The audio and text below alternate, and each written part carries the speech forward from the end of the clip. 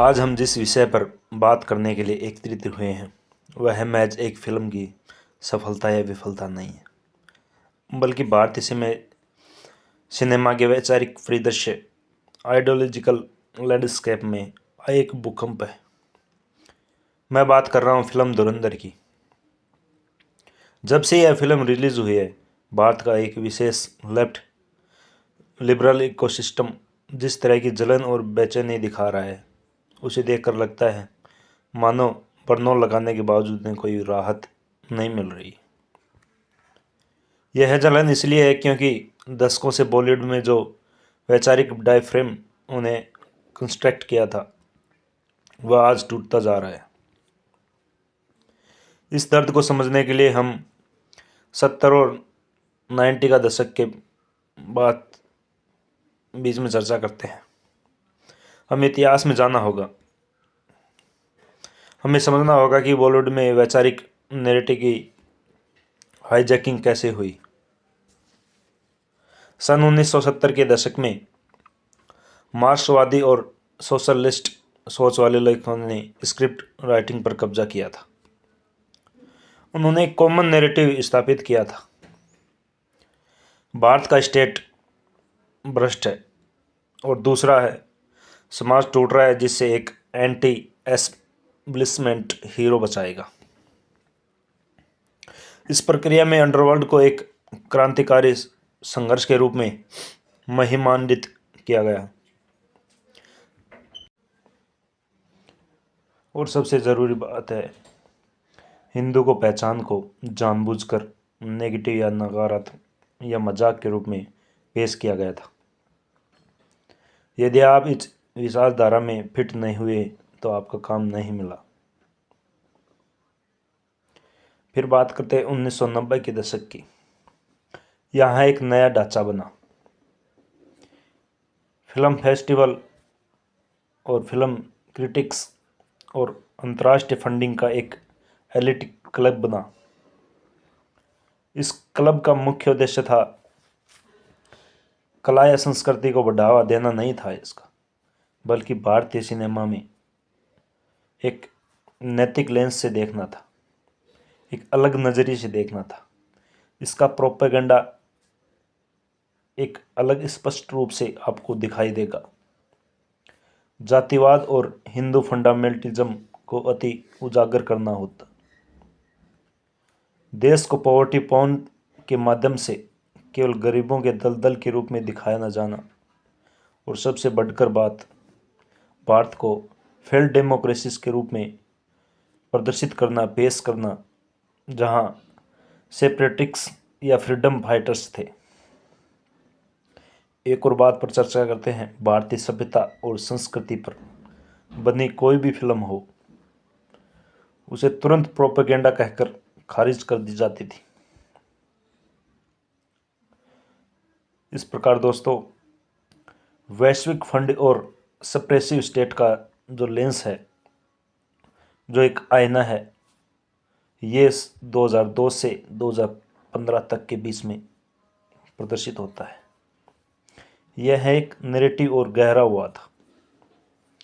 यूरोपीय संघ और फोर्ड फाउंडेशन जैसी अंतर्राष्ट्रीय संस्थाओं ने भारत में फिल्मों को ग्रांट्स देना शुरू किया। यहाँ एक नया वैचारिक लेस गढ़ा गया था, मनगढ़ंत, जिसमें कहा गया था भारत एक मेजोरिटेरियन या दमनकारी राज्य है। सुप्रेसिव को हमेशा विक्टिम के रूप में ही दिखाना अनिवार्य माना था।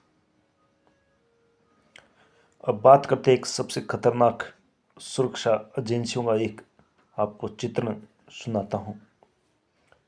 राज्यों की पुलिस, आईबी या रॉ हो, इन सबको डेंजरस ऑर्गेनाइजेशन, मास मर्डर और मानव अधिकारों का उल्लंघन करने वालों के रूप में दिखाया गया। इसका उद्देश्य था कि कश्मीरी टेररिस्ट और माओवादियों जैसे तत्वों को नोबल स्ट्रगल करने वाले गलत समझेंगे, जो मिसअंडरस्टूड व्यक्ति के रूप में पेश किया जा सके।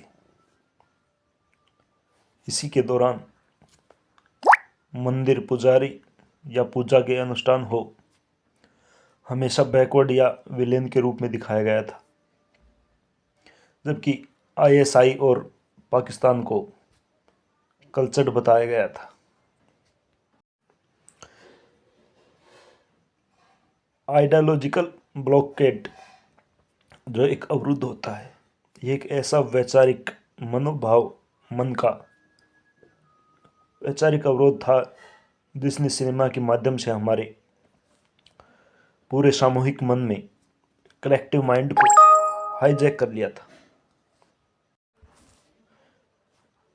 और अब हम बात करते हैं उस धुरंधर फिल्म की जो आजकल ट्रेंड में चल रही है। इस फिल्म ने ऐसा क्या कर दिया जो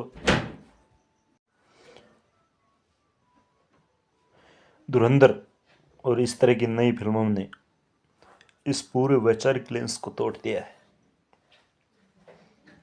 यह फिल्म हिंदू समाज को किसी प्रकार की गिल्ट में नहीं धकेलती, बल्कि एक डिग्निफाइड, आत्म जागरूक, सेल्फ अवेयर और यूनाइटेड सोसाइटी के रूप में दिखाती है।